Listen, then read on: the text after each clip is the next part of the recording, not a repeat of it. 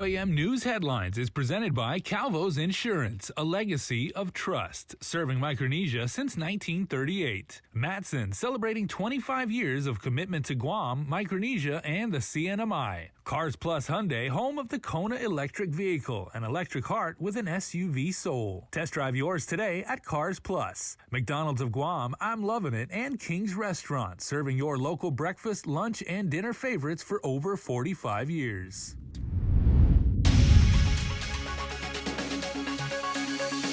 Straight ahead, Hannah Devonzo joins us live with the latest into the death of a Jigo resident. Antiviral pills to treat COVID are almost ready for administration. Daniel Perez has the story. And the CNMI Senate makes moves on the impeachment of Governor Ralph Torres. Tomas Maglotnia with the developments. Hafaday and good evening, everyone. Guahusi Isaiah Uggan, and thanks for tuning in to your news leader. The Guam Department of Education has launched Operation Guardian in response to the surging student and staff cases. In the last 3 weeks, nearly 500 students and staff have been infected with COVID, prompting GDOE to come up with this strategy for the rapid response to keep schools open and students online. Guam Department of Education Superintendent John Fernandez admits Omicron is taking its toll. We are doing our best right now to just withstand this latest surge in cases due to COVID-19. According to GDOE, as of January 26, 394 students and 98 employees have contracted COVID since January 3rd. But it is affecting us at the school level. So over the last week, actually a couple of weeks already, we've been deploying a lot of our central office staff out to schools on a daily basis, just based on need, based on the number of faculty and staff who might be, in isolation due to a positivity, or who are quarantining due to contact tracing and need to get tested. So we're doing, what we can to keep in operation, because we do want our kids to have opportunity to go to school. Operation Guardian aims to be a short-term measure to assist schools in dealing with the surge. Every morning, schools are requested to submit information regarding the number of staff needed to assist on campus, and central office staff members are then deployed to those schools as requested. At least 14 schools have already requested assistance. If the situation worsens, the contingency plan would be able to shift 1 or 2 schools to remote learning and then move the staff from those schools to other schools in need of support. In this way, according to GDOE, they would have a targeted approach that would avoid disrupting any of the other schools that can remain in operation. In other education news here on the island, in the midst of responding to the surge, GDOE is also responding to reports of campus burglaries. According to GDOE Deputy Superintendent of Operations Erica Cruz, 2 schools were targeted. One was Juan M. Guerrero Elementary School. We had 2 classrooms that were broken into, and a couple electronic equipment stolen. Over at Jose Rios Middle School, the cafeteria, as well as the library and the counseling office, they were broken into. They were more it was more of a vandalism. Nothing was stolen. However, the doors, the shelves, and other items were destroyed in the library. But at Jose Rios, after conducting their inventory, they found that there was nothing stolen. However, it was just burglarized. GDOE is still assessing the total cost of the damages. Police reports have been filed. In other news, he's accused of assaulting a man with a meat cleaver. The incident happened in Hage on Wednesday. The victim was talking to a female when 19-year-old Matthew Solis struck him with a meat cleaver, saying his grandmother didn't want him there. This isn't his first run-in with the law. Solis is on probation in several other cases and was ordered to stay away from deadly weapons. He is being charged with aggravated assault and violation of a court order. Frightening moments in a Momong Totomaiti neighborhood. First, a woman reported that she and her son were being followed by a man while they were walking home from a store. The same individual then approached her neighbor asking where he could buy marijuana. The victim went into his home, but 32-year-old Jackstino Rafael Cozier, who was seen drinking vodka, is accused of banging on his doors and windows demanding to be let in. When police arrived, Jose resisted arrest, spat on them, and attempted to headbutt an officer. He was arrested on multiple charges, including assault on a peace officer, criminal mischief, and public drunkenness.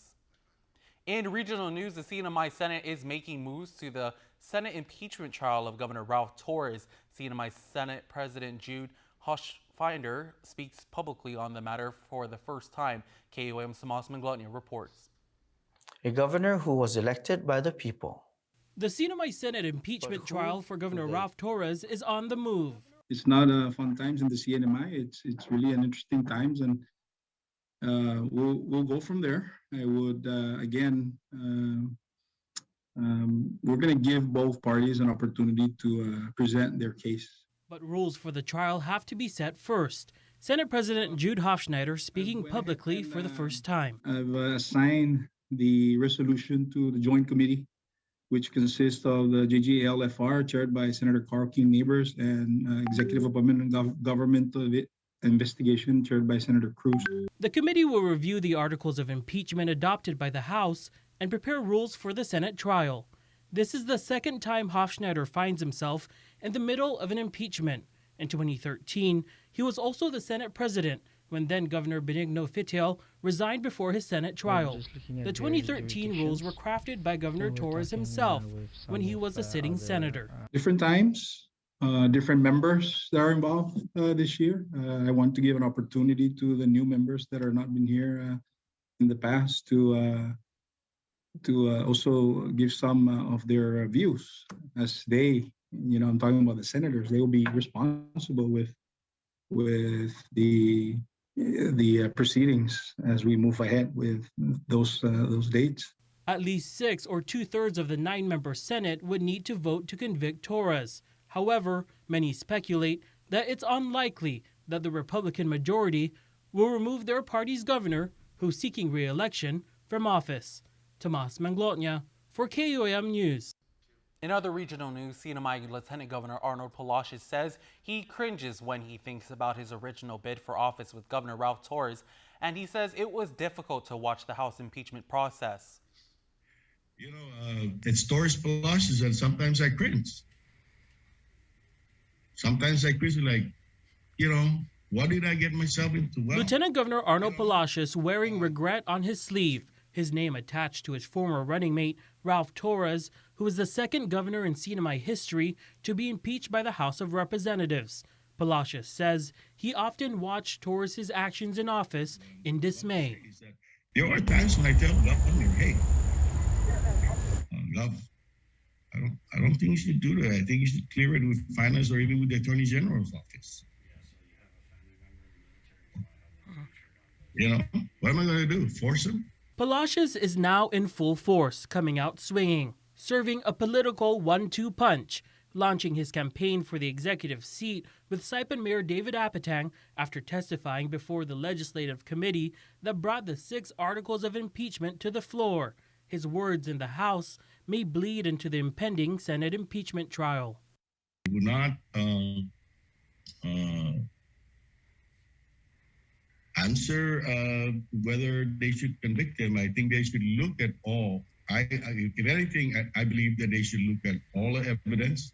Palacios shares speculation that the Republican-led Senate will not remove the governor from office. The ultimate referendum will perhaps be on Election Day in November. Tomas Manglotnia for KUAM News. We are now heading over to Jigo Live. That's where our Hannah Devonzo joins us live to bring us the latest on GPD's investigation into the death of Patrick Sakai. Good evening, Hannah. Isaiah, still no word from GPD on what happened to 63-year-old Patrick Sakai. As we reported on Monday, officers from the Dededo precinct arrived at this residence behind me in Jigo on Sunday. Inside, they found a lifeless body, and GPD believes foul play was involved. Earlier today, we came to the residence and spoke with a woman outside who appeared to be cleaning out his residence. She said GPD will not allow her to comment on the incident. We also spoke with a neighbor who told us on Sunday morning she saw police cars and fire trucks surrounding the home. The investigation is still ongoing, and as we get more information on the case, we will pass it along. Reporting live from Jigo, I'm Hannah Devonzo. KUAM's Hannah Devanzo, thank you for that live report. And once again, we invite you to voice your views across our social media pages with our daily question. Today, we are asking, how has your business and work been impacted by the Omicron surge? We'll share responses on the link. Stick around for more news here on Primetime. You're watching KUAM.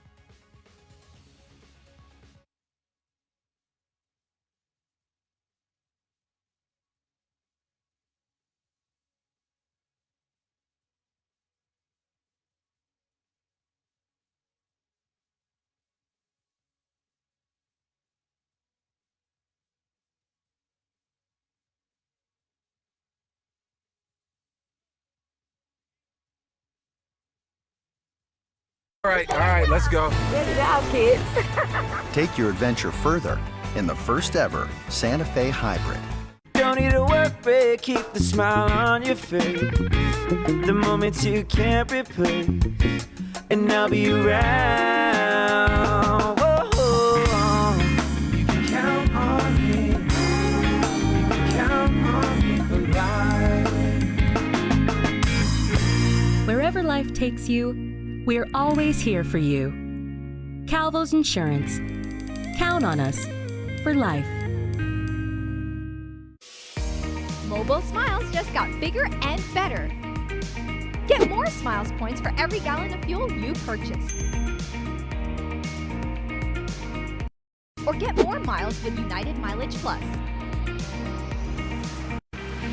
Register your Smiles card online to start redeeming rewards today. At guam.mobilesmiles.com.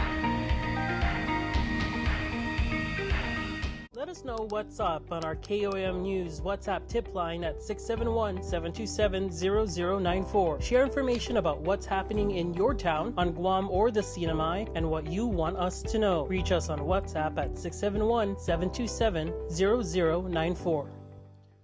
Welcome back to your news leader. Guam Governor Lou Leon Guerrero and CNMI Governor Ralph Torres will join governors from all the U.S. territories to testify at the U.S. Senate Committee on Energy and Natural Resources on February 1st of this year at 3 p.m.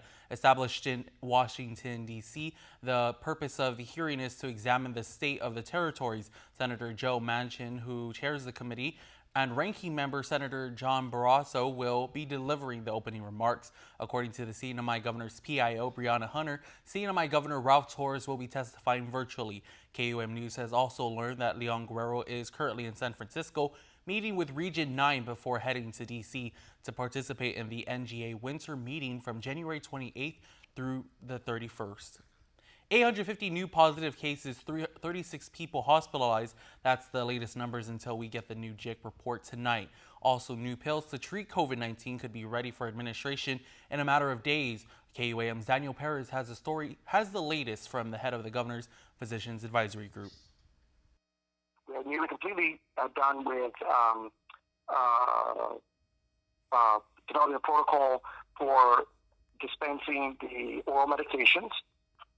That an email will be going to all of the prescribing healthcare providers detailing the current advisories from the FDA regarding the two different oral medications. We have.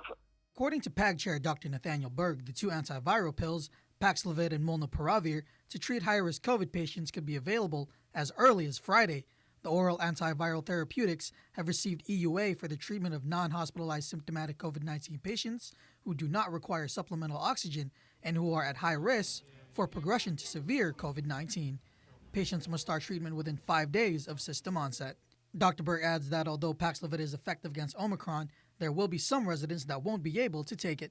With Paxlovid, if you have serious kidney problems, then you cannot take it, for example. If you have serious liver conditions, then you cannot take it. People on dialysis cannot take it. There are other things, like most medications, or I should say like many medications, there are interactions with other medications that have to be taken into consideration. There are, as you mentioned, comorbid conditions that need to be taken into consideration. In this case, one that you mentioned is significant renal impairment. Children 12 years and older are eligible to take the Paxlovid pills. Dr. Berg further confirmed that the island currently has 1,200 Paxlovid pills that can be used to treat 80 patients. Each treatment is a total of 15 pills, 3 per day, for 5 days. As for the molnupiravir, the island has enough to treat 232 patients. It is less effective than Paxlovid. However, for patients who are not candidates for Paxlovid, it is an alternative treatment consideration. Ultimately, according to Dr. Berg, it will be up to your primary physician to determine eligibility. Daniel Perez reporting for Guam's News Network. Daniel Perez, thank you for that report. The law is still in effect that authorizes Guam to adopt its own constitution to replace the Organic Act. That was the finding of the Congressional Research Service announced today by Congressman Michael San Nicolas. KUAM's Nestor Lecanto has more. It was more than 44 years ago that Guam held a constitutional convention which crafted a proposed constitution. And the law that enabled that in 1977 is still valid, says Congressman San Nicolas. He says he requested the report seeking clarity on a renewed effort to pass a constitution, even though he's not sure if the people of Guam have the appetite right now to replace the 1950 Organic Act. I think is a timely conversation. I think that our people right now are also very concerned about their short-term challenges. But I believe that a bigger conversation about a constitution and a governing document and how it's going to make sure that we're not going to have these kind of challenging circumstances in the future. I think that that's definitely something that we can tie in together. The document produced by the 1977 Constitutional Convention was ultimately rejected by Guam's voters, in large part because of concerns over mutual consent and self-determination.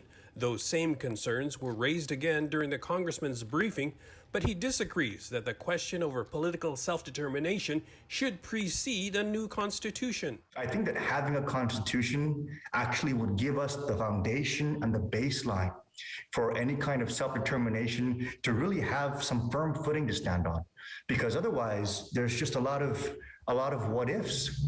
You know, what happens after self-determination, and then we decide, you know, how to structure our government after that. He also disagrees that a new constitution would presuppose a step toward closer ties with the United States, one of the options of self-determination.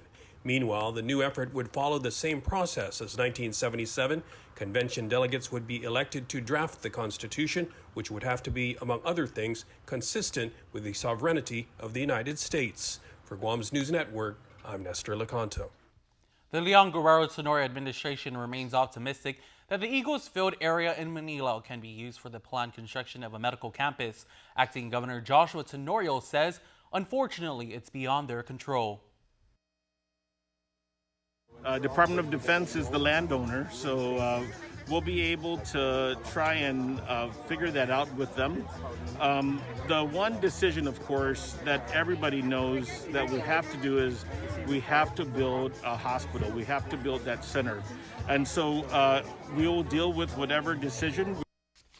Joint Region Marianas Commander Rear Admiral Benjamin Nicholson confirmed that a team from the U.S. Missile Defense Agency is on Guam scouting multiple locations for a massive new missile defense system. One of those potential sites is the Eagles Field area. Prior to selecting Eagles Field, the administration was also eyeing land in Attica as a potential site for the new medical campus.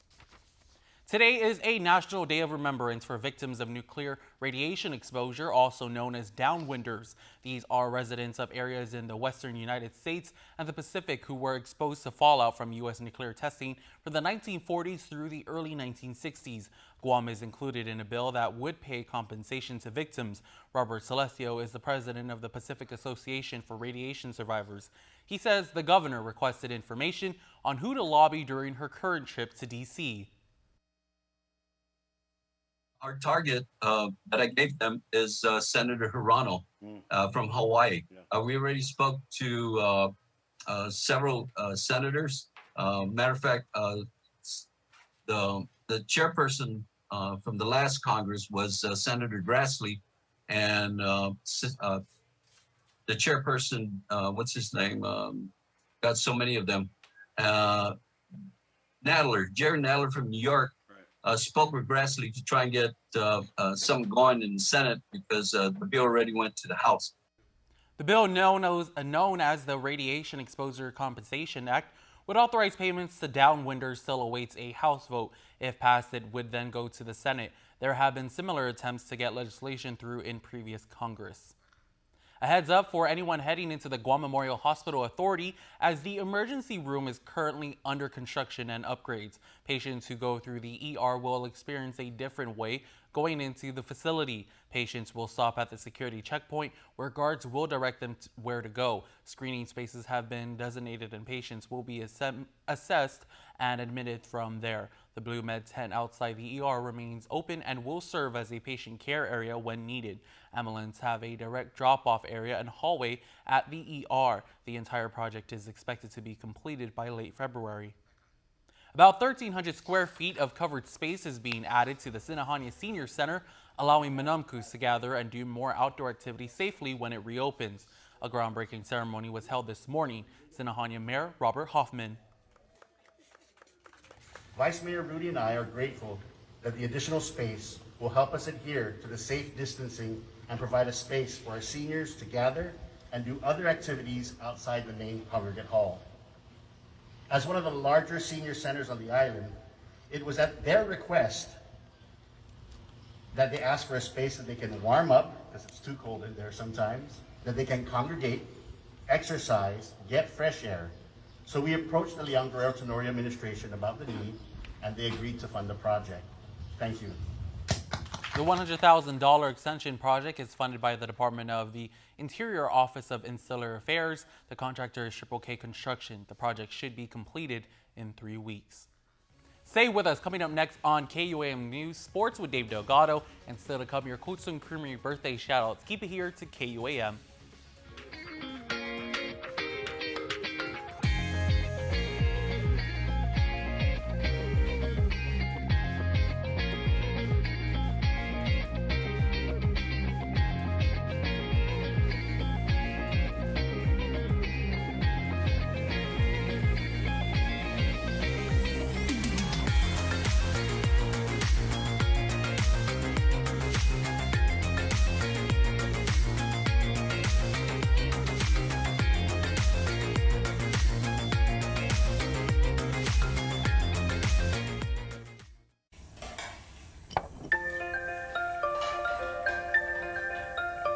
Honey, do you want some milk?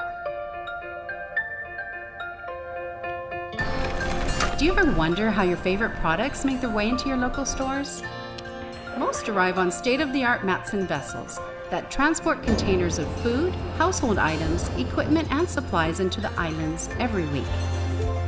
Because we know that you depend on us, we work closely with our partners to ensure that our shipments arrive on time, all the time, so you can find your favorite products when you need them.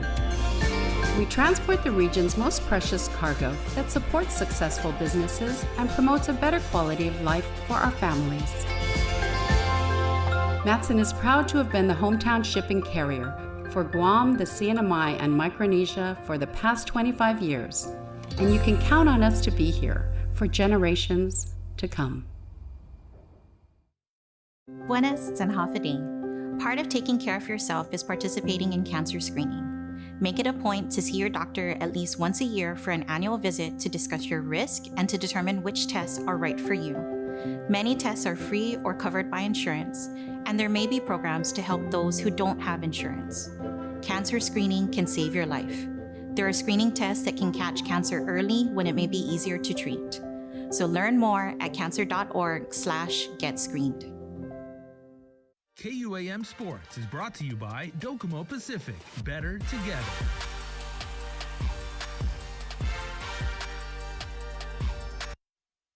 My name is Frank Florg, and I'm the president and CEO of Special Olympics Guam.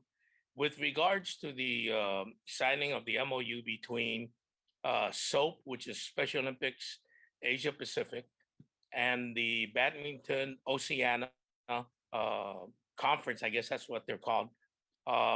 It all it does is it solidifies what we've started.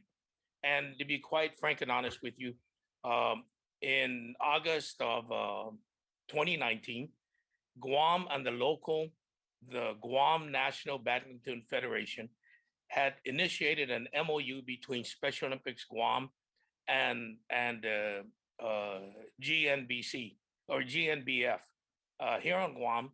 I want to note that what the signing of that does is all it does is solidify what we've already started. I know at the very beginning, the badminton Oceania didn't really think it was a good idea, and they didn't provide much support to the local federation.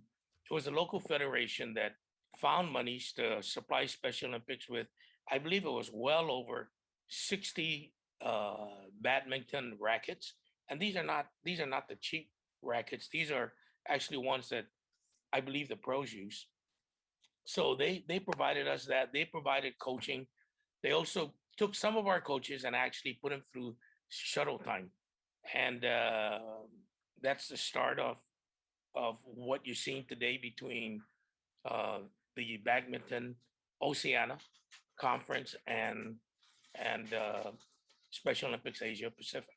Well, let's talk about what you guys have in store in the future. You guys are really hard at work with lining up events for our athletes for when things do clear up and for them to get back into the action and into the swing of things. What we've done is we've actually taken the year and we've broken down into trimesters. The first event we're looking at is in April, and that's going to be badminton. In August, we're going to have softball, and then ending the year with the Guam Football Association partnering again with us and having soccer for our athletes that include our unified partner. Dave, thanks for always having us. KUAM, thanks for always having us. In programming news on KUAM TV 11, Monday, January 31st at 6 in the morning, NFL on CBS, the AFC Championship game, Joe Burrow and the Cincinnati Bengals at Kansas City Chiefs, led by Patrick Mahomes. Winner moves on to this year's Super Bowl. KUAM Sports is brought to you by Docomo Pacific. Better together.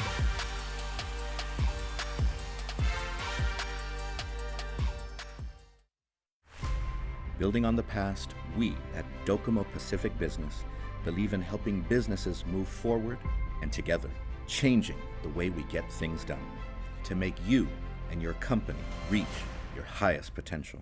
Trust in our commitment to bring you the best solutions for all your business goals.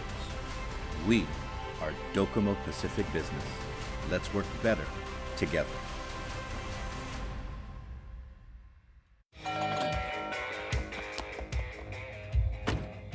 What are you doing? What? Just reminding him I serve my breakfast sandwiches all day and all night with freshly cracked eggs. Try my 2 for $6 double bacon breakfast sandwiches. Once a year, bishops and pastors from around the world gathered at the Temple of Solomon to bless and consecrate this anointing oil at the beginning of the new year. Join us January 30th to receive your very own bottle of anointing oil. Sonia, tell us what was happening with your child. Boil. A boil on his eye. The doctor just checked him and he gave me medicine. And he gave you the medication, you gave it to him, but what was happening? It's not even working. We anointed him, you used your faith, and what was really bad, completely gone. And now, show here. How's the face? Happy? Happy. Jigo Town Center, right behind the Bank of Guam. To reserve a free bottle, send us a WhatsApp message to 671-971-7171. And before we close out the news tonight, our latest round of the birthday shoutouts from the Coastal Creamery Birthday Club.